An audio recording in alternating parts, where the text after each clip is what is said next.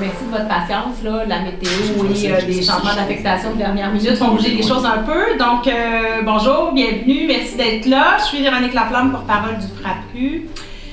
Donc, merci d'être là malgré la conjoncture qui bouge vite. On va y revenir, mais peu importe qui sera le prochain premier ministre, on fait face à une crise du logement cher et à une crise de l'itinérance auquel il faut s'attaquer sans tarder. Un bref rappel, avant les fêtes, la Société canadienne d'hypothèques et de logement a rendu son rapport de l'automne 2025 sur le marché locatif disponible. Et ce rapport exposait à quel point l'inabordabilité du logement prend de l'ampleur partout au Québec. Depuis 2018, donc début de la pénurie, depuis l'arrivée du gouvernement caquiste au pouvoir, les loyers ont augmenté de plus de 60% au Québec. Partout, donc, il y a une pénurie de logements, mais de logements pas chers.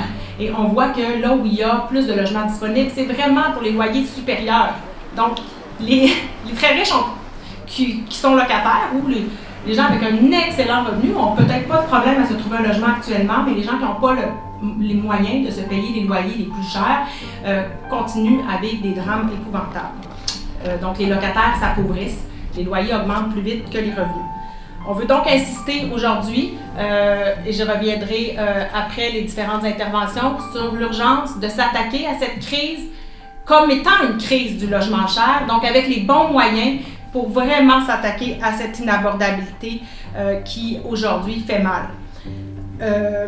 Et effectivement, si on veut le faire, il faut le faire avec l'objectif de renforcer le filet social. C'est en fait, c'est l'éléphant dans la pièce. Quand on ne peut pas payer un logement trop cher, il n'y en a pas d'alternative au marché privé. Parce que les logements sociaux, on les a finalement négligés pendant trop longtemps, il n'y en a pas suffisant. C'est ce qui a contribué notamment à la crise de l'itinérance, dont Louis-Frédéric va commencer par nous parler. Donc, je laisse la parole à Louis-Frédéric. Les logements qui sont encore abordables demeurent excessivement rares. Les refuges et les hébergements d'urgence sont saturés. Les gens y restent de plus en plus longtemps parce qu'ils ont à peu près nulle part d'autre où se reloger. Pour s'assurer que tout le monde puisse se loger dignement, la solution, on la connaît, c'est le logement social, développé par la communauté, pour la communauté, réellement abordable et adapté aux besoins des gens. Il faut mettre les bouchées doubles et investir. Il faut donner aux organismes communautaires, aux offices municipaux d'habitation et aux coopératives d'habitation les moyens de bâtir les logements sociaux dont le Québec a cruellement besoin. Pour renverser la tendance en itinérance, il faut aussi rehausser et pérenniser le financement des organismes communautaires en itinérance pour leur permettre d'accompagner durablement les personnes qui sortent de la rue. La crise en itinérance, elle n'est pas passagère, elle est structurelle. Le logement, c'est une partie du casse-tête, mais c'est un sacré gros morceau. Si on continue de financer à la pièce des projets qui ne répondent pas aux besoins ou qui n'ont d'abordable que le nom, on s'en sortira pas. Pour les familles qui fréquentent nos associations membres, la crise du logement n'est pas une donnée abstraite. Ça se traduit par des choix impossibles et des renoncements lourds de conséquences. On parle ici de parents qui viennent de se séparer et renoncent de demander la garde de leurs enfants, faute de logement adéquat ou faute de logement tout court. Des pères qui dorment dans leur voiture ou sur le divan d'un ami, faute d'options. De mères qui, après une séparation, se retrouvent avec peu de moyens et cherchent un logement à louer, alors qu'on sait que dans le contexte actuel, trouver un logement abordable pour sa famille relève d'un exploit. Avant la recherche de profit des propriétaires, des spéculateurs et des banques, les conditions de vie des familles devraient être une priorité pour nos élus. L'enracinement des familles dans leur communauté devrait les interpeller s'ils ont réellement à cœur le bien-être des enfants et de leurs parents.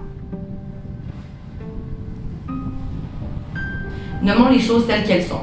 Être une personne étudiante en appartement, c'est vivre en situation de précarité. Et c'est souvent devoir choisir entre payer son loyer ou manger. L'insécurité alimentaire touche une personne sur deux au cégep et nuit à leur parcours de manière significative. Étudier, c'est devenu un facteur de pauvreté. La CRU, on propose de transformer la portion de prêts en bourse afin de briser le cycle d'endettement et d'augmenter les montants de subsistance de manière à couvrir le panier de consommation estimé et de manière à se loger. Si le gouvernement considère toujours l'éducation comme un droit, il doit également considérer le droit au logement comme un droit fondamental. Mais c'est drôle, hein? L'ancien premier ministre faisait quoi avant? PDG d'Air Transat.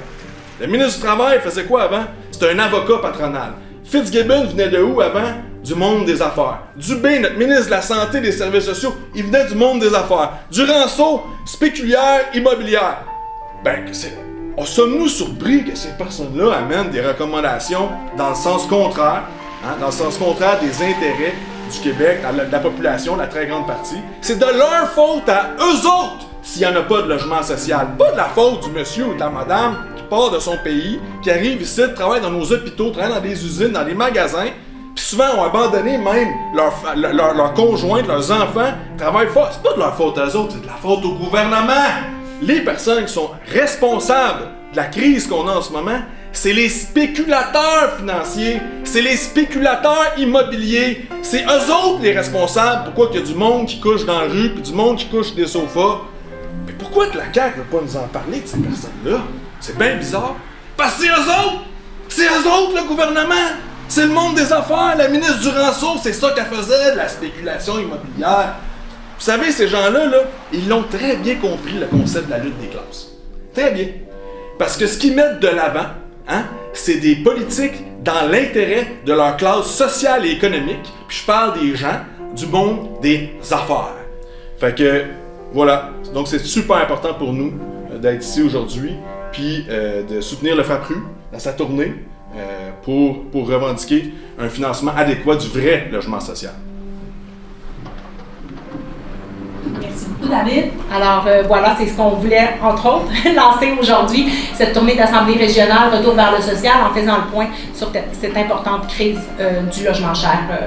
Appelons un chat, c'est une crise du logement cher qu'on vit, notamment à Montréal. Là, vous savez, les taux d'inoccupation ont monté, et quand on regarde les quintiles, les quartiles de loyer, ben, si on est prêt à payer les loyers supérieurs, il n'y a aucun problème. Là, ici, on se promène dans l'arrondissement Ville-Marie, là, c'est là pratiquement où il y en a le plus.